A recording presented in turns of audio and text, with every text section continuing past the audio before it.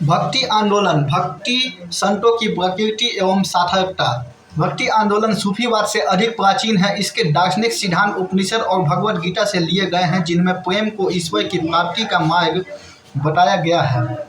भगवत पुराण में भक्ति को सर्वोच्च माना गया है, लेकिन सर्वप्रथम शंकराचार्य ने दक्षिण भारत में अद्वैत का सिद्धांत प्रतिपादित करके भक्ति को ईश्वर प्राप्ति का सर्वश्रेष्ठ मार्ग सिद्ध करने की चेष्टा की और इसे प्रमुख स्थान दिलवाया।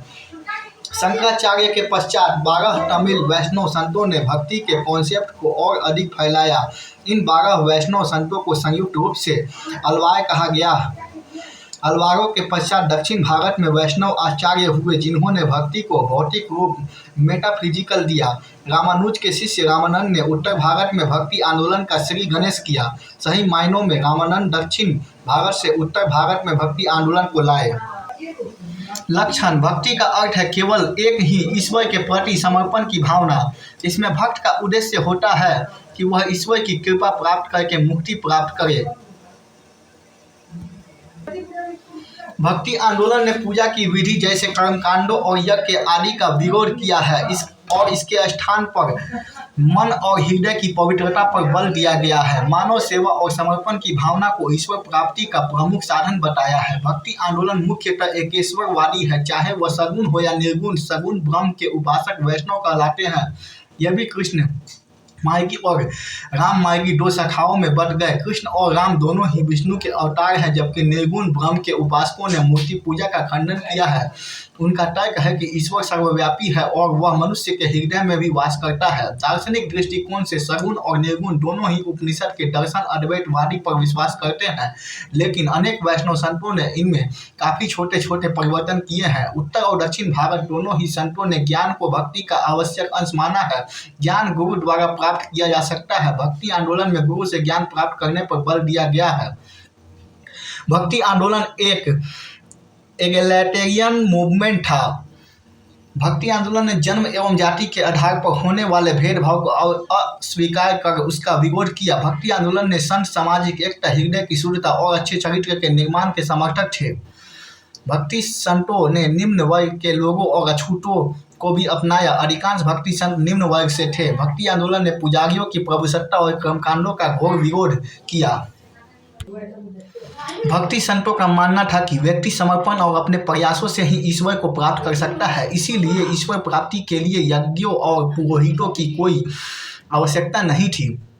भक्ति संतों ने साधारण भाषा में उपदेश दिए। इसके फलस्वरूप आधुनिक भारतीय भाषाओं जैसे हिंदी, मराठी, बंगाली और गुजराती भाषा का विकास हुआ। भक्ति आंदोलन का भारतीय उपमहाद्वीप पर व्यापक असर हुआ और अनेक शताब्दियों तक भारत में भक्ति आंदोलन चलता रहा। वास्तव में यह जनसाधारण का आंदोलन था और उनके हित में था। जब से बौद्ध धर्म का पतन हुआ, तब से समाज सुधार की दिशा में कोई विशेष प्रगति नहीं हुई।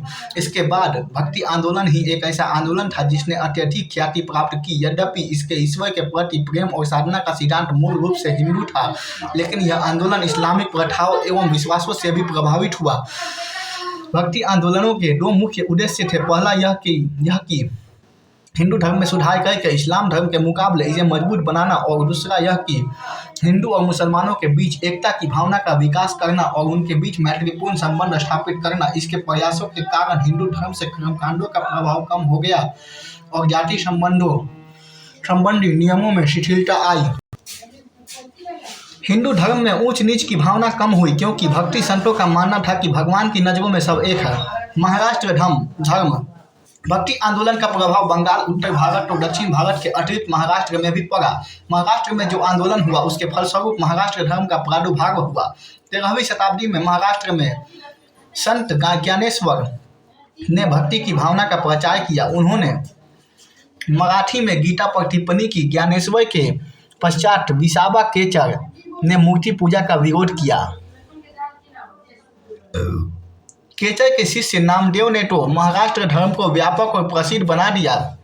उन्होंने जनता से आह्वान किया कि वे जाति बंधनों को तोड़ दे और आपस में प्रेम से रहने की सलाह दी। नामदेव भगवान विठोबा अर्थात विष्णु के अनंत भक्त थे। महाराष्ट्र में ही एक दूसरे भक्ति संत एकनाथ हुए। इन्होंने कहा कि एक गृहस्थ भी भक्ति से निर्वाण प्राप्त कर सकता है। तुकाराम अन्य सभी संतों के मुकाबले काफ़ी प्रसिद्ध हुए। उन्होंने संप्रदाय की स्थापना की। वे निस्वार्थ भक्ति के लिए जाने जाते हैं। महाराष्ट्र में तुकाराम ने अपने अभंगों के माध्यम से शिक्षा दी। महाराष्ट्र के सभी संतों ने एक ही मूर्ति की पूजा की जिसे पांडुरंग विठोबा या विठल के नाम से जाना जाता है। इसका अर्थ यह हुआ कि महाराष्ट्र में संपूर्ण भक्ति आंदोलन पंढरपुर के विठोबा से केंद्रित था। इससे कहा जा सकता है कि विठोबा महाराष्ट्र धर्म के भगवान थे। भक्ति आंदोलन के प्रमुख प्रवर्तक और उनके सिद्धांत।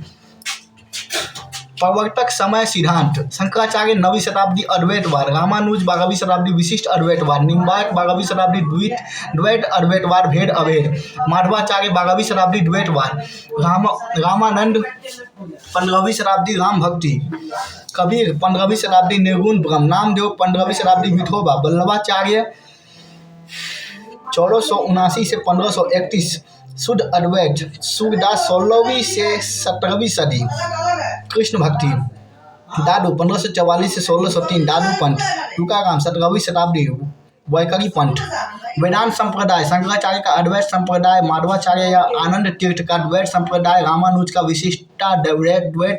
विशिष्टाद्वैत संप्रदाय, निम्बार्काचार्य का द्वैताद्वैत संप्रदाय, विष्णु स्वामी का शुद्ध अद्वैत संप्रदाय, व्याख्याकार वल्लभाचार्य, चैतन्य का अचिंत्य भेदाभेद संप्रदाय।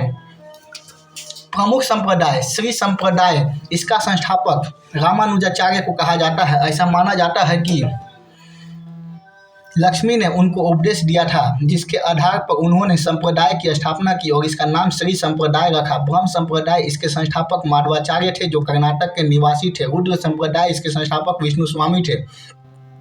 सनकानिक इस संप्रदाय के संस्थापक संप्रदाय या प्रणेता निम्बार्काचार्य थे। उपयुक्त सभी संप्रदाय शंकराचार्य के अद्वैतवाद का विरोध करते हैं और भगवान को सगुण मानकर उसकी भक्ति पर बल देते हैं। बाकी अगले पार्ट में।